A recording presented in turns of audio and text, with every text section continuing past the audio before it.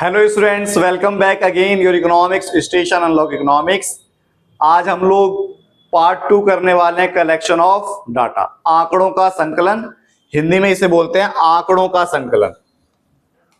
आंकड़ों का संकलन, इसका हमने पार्ट 1 कंप्लीट कर लिया था। पार्ट 1 के अंदर डायरेक्ट पर्सनल इन्वेस्टिगेशन, ठीक है, और इनडायरेक्ट ऑरल इन्वेस्टिगेशन, हमने ये दो टॉपिक कंप्लीट करा था। इसके मेरिट्स और डिमेरिट्स भी कंप्लीट कर लिए थे। ये दोनों टॉपिक इतने इंपॉर्टेंट हैं कि हर बार इन दोनों टॉपिक में से एक क्वेश्चन एग्जाम में जरूर आता है, जो हमने पिछली क्लास में करा था। अगर आप लोगों ने वो वीडियो नहीं देखी, वो क्लास नहीं देखी, तो लिंक आपको डिस्क्रिप्शन में मिल जाएगी, ठीक है। आज की क्लास हम शुरू करते हैं। चैनल को सब्सक्राइब करें, लाइक करें और बेल आइकन दबाएं। ज्यादा से ज्यादा शेयर करें ऐसी ही इंफॉर्मेटिव वीडियोस पाने के लिए, ठीक है। आज का जो टॉपिक है हमारा कलेक्शन ऑफ डाटा, ठीक है। हमारा इसमें पूरा चैप्टर अच्छी तरीके से कराया जा रहा है। पार्ट 2 चल रहा है, जिसके अंदर हम लोगों ने primary source of data, secondary source of data और उसके बाद direct person investigation, indirect oral investigation को हमने अच्छे तरीके से कंप्लीट करा था। आज का हमारा तीसरा टॉपिक जिसमें है हमारा इंफॉर्मेशन फ्रॉम लोकल सोर्स और कॉरेस्पॉन्डेंट, ठीक है। इंफॉर्मेशन फ्रॉम लोकल सोर्स और कॉरेस्पॉन्डेंट मतलब information from local source of correspondent का मतलब क्या है? ये भारत देश के अंदर ये अलग अलग इलाके हैं, ठीक है। हर एक अलग अलग इलाके के अंदर एक एक इंसान अपॉइंट कर दिया। जैसे न्यूज चैनल में होता है ना, न्यूज रिपोर्टर हर एक इलाके में अपॉइंट करे जाते हैं, वैसे ही इसके अंदर हर एक इलाके के अंदर एक न्यूज रिपोर्टर अपॉइंट कर दिए, ठीक है। और वो डाटा कलेक्ट करके देंगे। क्या बोला? Under this method the investigator appoint local person, एक लोकल पर्सन, सामान्य निवासी, ठीक है, उस एरिया का एक इंसान, एट डिफरेंट प्लेस, अलग अलग प्लेस पर अलग अलग इंसान अपॉइंट कर दिया।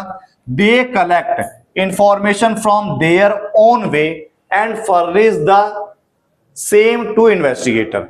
मतलब जैसे मान लो ये दिल्ली है, दिल्ली के अंदर मैं रह रहा हूं करावल नगर के अंदर।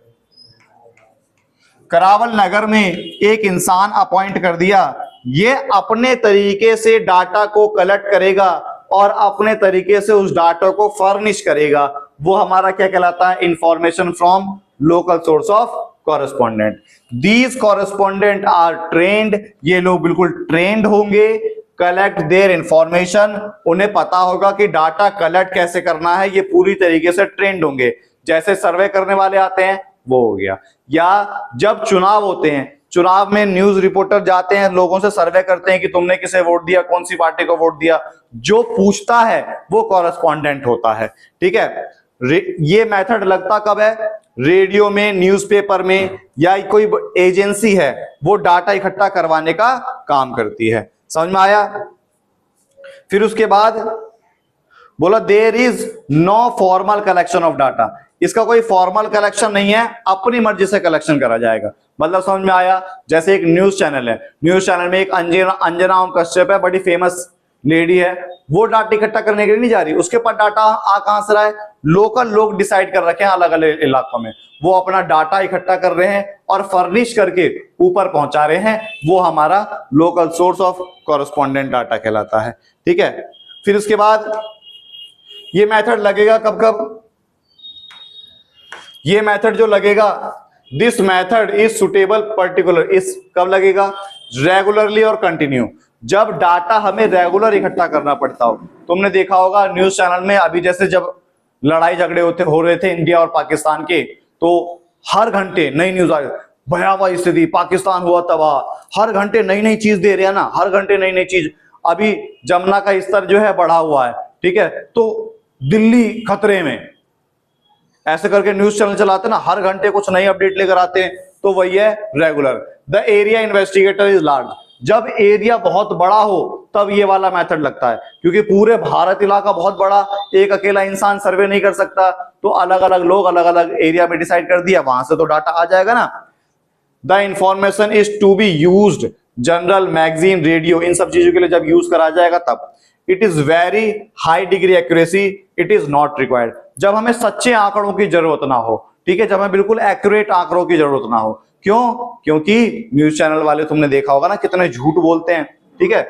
Merit economical, this method is quite economical, term time भी बचता है, समय भी बचता है, ठीक है। इसमें जल्दी इकट्ठा करके आ गया, मैं पूरे भारत के इलाके में घूमने के लिए जाऊंगा, समय लगेगा, मैंने लोग अपॉइंट कर दिए, समय बच गया, और सस्ते सस्ते लोग भी मिल जाते हैं, ठीक है। फिर बड़ा इलाके में लागू हो जाता है wide coverage, this method is allow the Fairlie coverage in investigation, मतलब ये मेथड बड़े इलाके में भी लागू हो जाता है, ठीक है।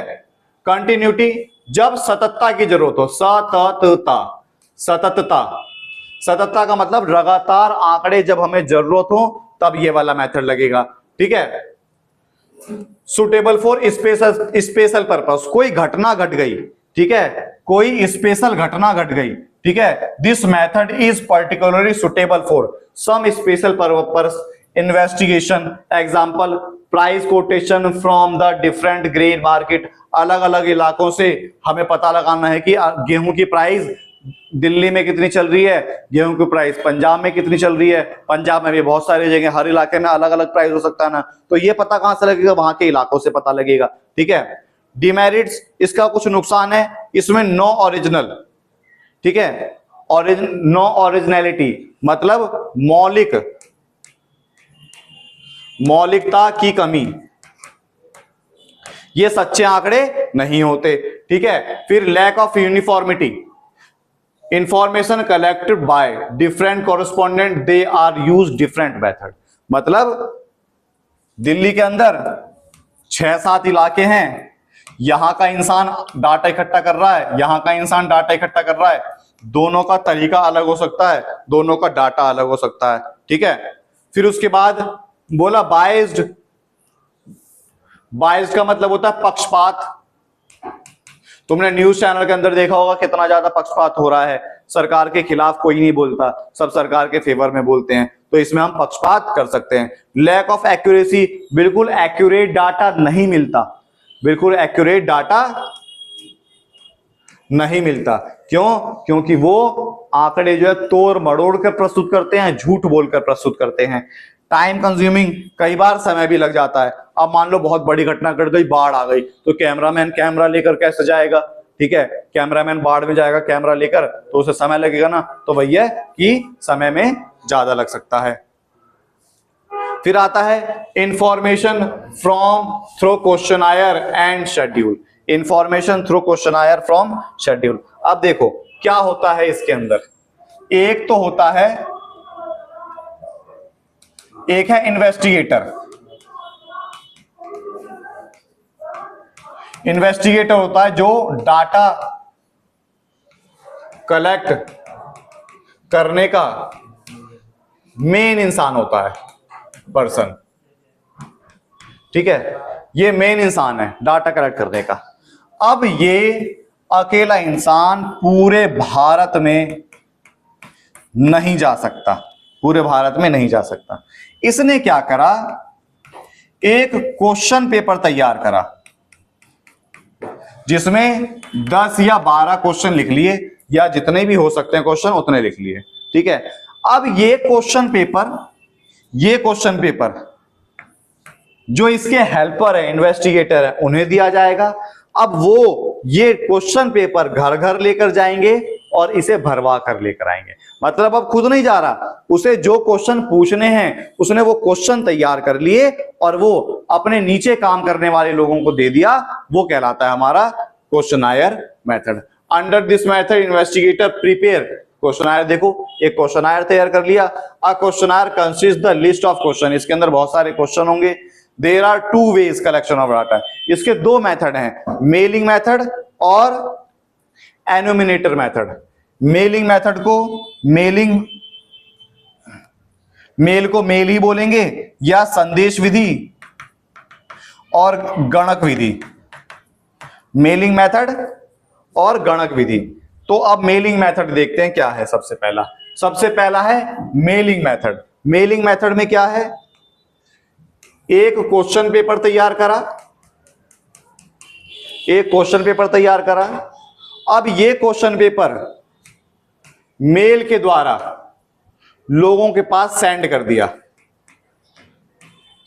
दिया, तुम्हारे फोन में भेज दिया या कहीं होता है ना मेल भेजना, ठीक है, लैपटॉप से भेज दिया या कैसे भी भेज दिया, मेल के द्वारा ये क्वेश्चन पेपर तैयार करके तुम्हें भेज दिया, तुम्हारे पास मेल आ गई, अब तुम इसे फिल करके भेजोगे, वही कहलाता है mailing method. This method questionnaire prepare according to the objective study is mailed to the informant with the request to answer and return within the specific time period। एक क्वेश्चन पेपर तैयार करा, mail के द्वारा भेजा, जिसके पास गया उससे request करी जाएगी प्लीज इसे भरकर इसे फिल करके दे दो, वो कहलाता है mailing method. A letter is attach with the questionnaire giving the purpose और इंक्वायरी। उसके बाद एक लेटर, बातें लिखकर, मैसेज लिखकर भेजा जाएगा कि ये हम डाटा इकट्ठा किस पर्पस से कर रहे हैं। और इट इज ऑल्सो एश्योर, और सामने वाले को पूरी तरीके से एश्योर करा जाएगा, श्योर करा जाएगा कि तुम्हारा जो डाटा होगा वो बिल्कुल सीक्रेट रखा जाएगा। Such questionnaire generally have prepare stamp और अफिक्स्ड टू इट। मतलब कुछ क्वेश्चनायर खुद ही प्रिपेयर करे जाते हैं,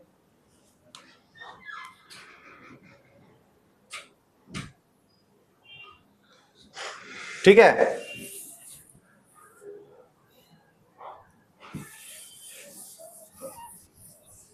फिर उसके बाद the informant note the answer against the question and return to complete questionnaire to the investigator. फिर उसके बाद उस क्वेश्चन को पूरा भरा जाता है और वापस करा जाता है इन्वेस्टिगेटर को। मेलिंग मेथड समझ में आया? जैसे मान लो मैं इन्वेस्टिगेटर, मैंने एक क्वेश्चन पेपर तैयार करा, अब मैं लोगों को मेल भेज रहा हूं, उसे श्योरिटी दे रहा हूं कि जो तुम डाटा मुझे दोगे वो पूरी तरीके से सीक्रेट रखा जाएगा और प्लीज इसे भरकर वापस करके दे दो, ठीक है। फिर मॉडर्न वे टू सर्वे, आज के जमाने का कुछ सर्वे है, फोन के द्वारा सर्वे कर लिया या ऑनलाइन सर्वे कर लिया। फोन के द्वारा बिल्कुल हाई कॉन्फिडेंस होता है, ठीक है, और need to hire an agency. फिर इसके लिए हमें एजेंसी को हायर करना पड़ता है। इसमें ऑनलाइन सर्वे में सेल्फ कर सकते हैं, हमें डाटा एक्यूरेसी, बिल्कुल डाटा एक्यूरेट मिलेगा, और इंटरनेट की हमें जरूरत पड़ती है, ठीक है। सुटेबिलिटी, मेलिंग मेथड लगेगा कब कब, जब इलाका बहुत बड़ा हो, क्योंकि मैसेज तो हम बहुत बड़े इलाके में भेज सकते हैं, जब इलाका बहुत बड़ा हो तब लगेगा। देयर इन्फॉर्मेंट आर एजुकेटेड, जब हम जिसे मैसेज भेज रहे हैं, जिसे मेल भेज रहे हैं, वो पढ़ा लिखा इंसान होना चाहिए, तभी तो वो मेल पढ़ पाएगा, ठीक है। When original first hand are required, जब हमें बिल्कुल ओरिजिनल डाटा चाहिए और फर्स्ट हैंड डाटा चाहिए। ओरिजिनल मतलब हमने जिसे भेजा वही हमें भर कर देगा, तो ओरिजिनल डाटा होगा। When it is compulsory by law fill the questionnaire, और जब हमें सारे क्वेश्चन पूरे करने ज्यादा जरूरी हो। मेरिट देखो सस्ता है, समय भी कम लगता है, तुरंत मैसेज गया और आ गया, हमें कहीं जाने की जरूरत नहीं पड़ी, टाइम भी बचा, सस्ता भी हो गया, है ना। ओरिजिनल डाटा मिलेगा, बिल्कुल सच्चे आंकड़े मिलेंगे। जब तुम्हारे पास मेल आएगा, कोई स्कूल से मान लो मेल आ गया, उसे फिल करके तुम झूठे आंकड़े तो दोगे नहीं, ठीक है।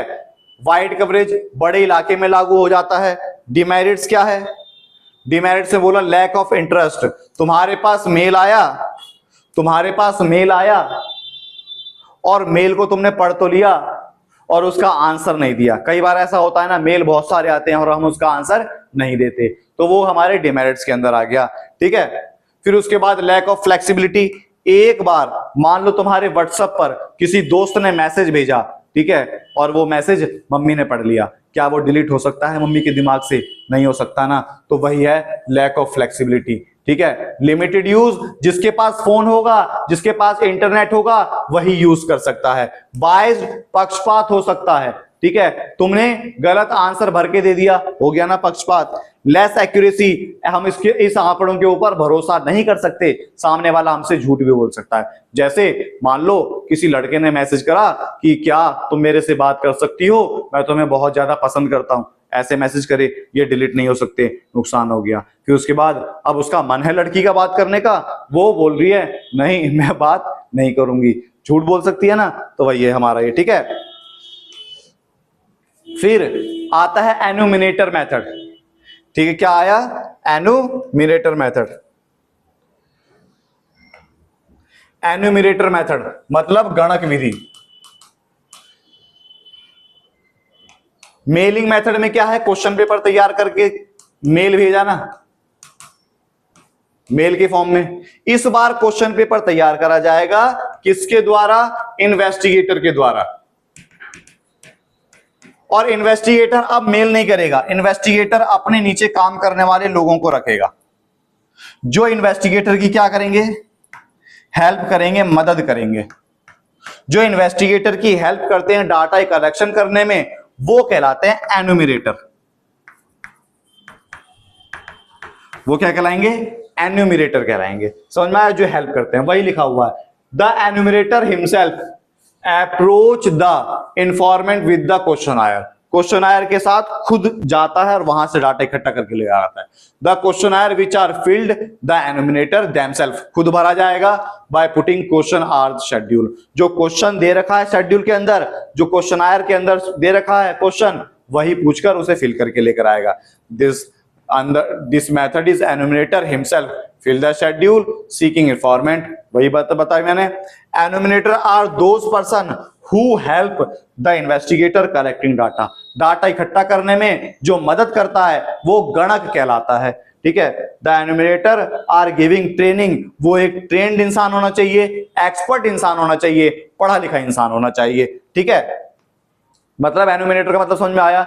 मैंने क्वेश्चन पेपर तैयार करा, मेल नहीं भेजा ना, मैं खुद गया, मैंने अपने नीचे काम करने वाले लोग रखे, वो उन्हें क्वेश्चन पेपर दे दिया, अब वो घर घर जा रहे हैं, वहां से डाटा इकट्ठा करके लेकर आ रहे हैं। एनुमिनेटर कहलाए। एनुमिनेटर वो होते हैं जो पढ़े लिखे होते हैं, जो हेल्प करते हैं इन्वेस्टिगेटर की, ठीक है। समझ में आया। ये देखो, ये रहा एनुमिनेटर, ये जो है ये एनुमिनेटर है, घर घर जा रहे हैं ना डाटा इकट्ठा करने के लिए, लोग से पूछ रहे हैं, ठीक है। Suitability, this method is most बहुत ज्यादा यूज करा जाता है। फील्ड द इन्वेस्टिगेटर, जब हमें बड़े इलाके में डाटा इकट्ठा करना हो तब लगता है। The investigator need special skill, जब स्पेशल स्किल की जरूरत पड़ती है तब ये वाला मेथड लगेगा। The information are not educated enough, जो इंफॉर्मेंट है, जो वो पढ़े लिखे नहीं है, तब हम खुद जाएंगे एनुमिनेटर के द्वारा, तब डाटा इकट्ठा करा जाएगा। पर्सनल कांटेक्ट करना बहुत ज्यादा जरूरी है, ठीक है। मेरिट्स क्या है, देखो सबसे बड़ा फायदा बड़े इलाके में लागू हो सकता है। जैसे सर्वे होता है ना, हम लोग अपने नीचे काम करने वाले लोग आ जाते हैं सर्वे करने के लिए, वो बड़े इलाके में लागू हो जाता है। एक्यूरेसी, बिल्कुल परफेक्ट आंकड़ा मिलेगा, क्योंकि जब हम घर घर जाएंगे तो एक्यूरेट डाटा ही लेकर आएंगे।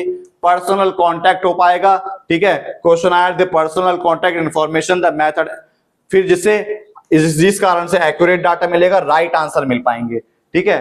कंप्लीटनेस, हमने अगर मेल भेजा तो सामने वाला हमें आंसर ना दे, ऐसा हो सकता है, लेकिन यहां पर जब हम खुद जाएंगे तो डाटा इकट्ठा करके लेकर आएंगे, काम कंप्लीट कर आएंगे, ठीक है। डिमेरिट्स, खर्चा ज्यादा होगा, क्योंकि मैं अपने नीचे काम करने वाले रखूंगा लोग, तो उनको सैलरी भी देनी पड़ेगी, खर्चा लगा, ठीक है। अवेलेबिलिटी ऑफ एनुमिनेटर, ऐसे पढ़े लिखे लोग, पढ़े लिखे एनुमिनेटर, ट्रेंड एनुमिनेटर खोजने में बड़ी दिक्कत होती है, समय लगता है, क्योंकि घर घर जाएंगे तो समय लगेगा। पार्शियल, इसमें हम पक्षपात हो सकता है, द एनुमिनेटर आर बाइस्ड, पक्षपात कर सकते हैं, ठीक है। अनसुटेबल फॉर स्मॉल इन्वेस्टिगेशन, छोटे इलाके में ये लागू नहीं होता, छोटे इलाके में तो हम खुद ही जा सकते हैं, पैसे खर्च करने की जरूरत नहीं पड़ेगी, ठीक है। समझ में आ गया। अब देखो, एक गुड क्वेश्चनायर कैसा होता है, वो क्वेश्चन पेपर जो तैयार करा जाएगा, वो जो क्वेश्चन पेपर तैयार करा जाएगा, वो क्वेश्चन पेपर होगा कैसा, जो क्वेश्चन पेपर तैयार करा जाएगा वो क्वेश्चन पेपर होगा कैसा। तो देखो, note the set question, questionnaire, schedule and the similar, मतलब जो क्वेश्चन होंगे वो सारे एक दूसरे से रिलेटेड होने चाहिए। ये नहीं कि हमने पूछा एक घर में जाकर तुम्हारे घर में कितने लोग हैं, कितनी इनकम हो रही है, दूसरे घर में तुम्हारी शादी कब हुई, कितने मोटे, ऐसे क्वेश्चन नहीं होने, एक जैसे क्वेश्चन होने चाहिए, ठीक है। The only different lies between two is the questionnaire, the entire information recorded by the informant themselves। जो क्वेश्चन पेपर भरा जाएगा वो एनुमिनेटर के द्वारा खुद भरा जाना चाहिए। In the schedule, the other hand, informant supplied the information record by the enumerator। जो रिकॉर्ड रखा जाएगा वो किसके द्वारा रखा जाएगा, एनुमिनेटर के द्वारा ही रखा जाएगा, ठीक है। अच्छा क्वेश्चन नायर कैसा होता है, गुड क्वेश्चनायर, एक अच्छी प्रश्नावली, इस क्वेश्चनायर को बोलते हैं प्रश्नावली। अच्छी प्रश्नावली क्या है, नंबर ऑफ क्वेश्चन लिमिटेड होना चाहिए, ये नहीं कि भर दिए क्वेश्चन। सिंपल और क्लियर क्वेश्चन ऐसे होने चाहिए जो बहुत सिंपल हो और बिल्कुल क्लियर हो, स्पष्ट आंसर देने वाले होने चाहिए, कोई कॉम्प्लेक्स क्वेश्चन नहीं होना चाहिए। प्रॉपर अरेंजमेंट सही तरीके से होना चाहिए। तुम्हारा पेपर होता है, पहले 1 नंबर का होगा, फिर 2 नंबर, 3 नंबर, 4 नंबर, 5 नंबर, 6, ऐसे होगा, तो अरेंजमेंट होना चाहिए। ये नहीं कि गेट खुला इनकम बताओ कितनी है, ऐसे ना हो। गेट खुलने के बाद नाम पूछा जाता है, कितने लोग हैं, क्या काम करते हैं, एक तरीका होता है ना, वो चलेगा, ठीक है। कोई ऐसा पर्सनल क्वेश्चन नहीं हो जो हार्म पहुंचा दे, किसी सामने वाले की भावनाओं को ठेस पहुंचा दे। नो मैथमेटिकल कैलकुलेशन, ऐसा क्वेश्चन ना हो जो जोड़ घटा गुना भाग वाला क्वेश्चन हो, ठीक है। क्रॉस एग्जामिन, क्वेश्चन जो हम उसमें लिखेंगे पहले हमें क्रॉस चेक करना पड़ेगा, खुद वेरीफाई करना पड़ेगा, क्या कहीं ऐसा क्वेश्चन तो नहीं है जो लड़ाई झगड़े करवा दे, दंगे फसाद करवा दे। इंस्ट्रक्शन, हमें उसमें इंस्ट्रक्शन भी देनी पड़ेगी कि क्वेश्चन भरेगा, जब तुम्हारा पेपर होता है पहले पेज पे इंस्ट्रक्शन होती है ना, कौन सा कितने नंबर का लिखना है, उस तरीके से इंस्ट्रक्शन होगी किस तरीके से हमें इसे भरना है। प्री टेस्टिंग, जो हमने उसके अंदर क्वेश्चन रखा पहले हमें उसे प्री टेस्टिंग करनी पड़ेगी, ठीक है। अपने आसपास के लोगों से, कलीग से पूछताछ करनी पड़ेगी, जिससे हमें पता लग जाए क्या इसके अंदर कोई अनडिजायरेबल क्वेश्चन तो नहीं है, अनचाहा क्वेश्चन तो नहीं है, जो नहीं होना चाहिए कहीं वो तो नहीं है। समझ में आया। तो हमने अभी तक क्या करा, हमने अभी तक प्राइमरी डाटा कंप्लीट करा। प्राइमरी डाटा में एक है direct person investigation part 1, indirect और इन्वेस्टिगेशन वो भी पार्ट 1 के अंदर करा। आज हमने कौन सा मेथड करा, आज हमने करा correspondence method, information from local source और कॉरेस्पॉन्डेंट डाटा, वो करा, ठीक है। फिर उसके बाद हमने मेलिंग मेथड करा और एनोमिनेटर मेथड करा। तो शुरू के जो दो हैं, डायरेक्ट पर्सन इन्वेस्टिगेशन, इनडायरेक्ट और इन्वेस्टिगेशन, जो आज कराया एनोमिनेटर मेथड, ये बहुत बार पेपर में आता है। और लास्ट गुड क्वेश्चनायर की जो क्वालिटीज है ये बहुत बार पेपर में आता है। एक बार इसको पूरा पढ़ें, ठीक है। अपने यार दोस्तों को इस वीडियो को ज्यादा से ज्यादा शेयर करें, चैनल को सब्सक्राइब करें, बेल आइकन दबाएं, ज्यादा से ज्यादा शेयर करें, जिससे ये इंफॉर्मेटिव वीडियोस आपके पास तो पहुंचे ही पहुंचे, आपके दोस्तों के पास भी पहुंचे। ठीक क्लास, जय हिंद जय भारत। अब मिलते हैं इसके अगली वीडियो में पार्ट 3 के अंदर।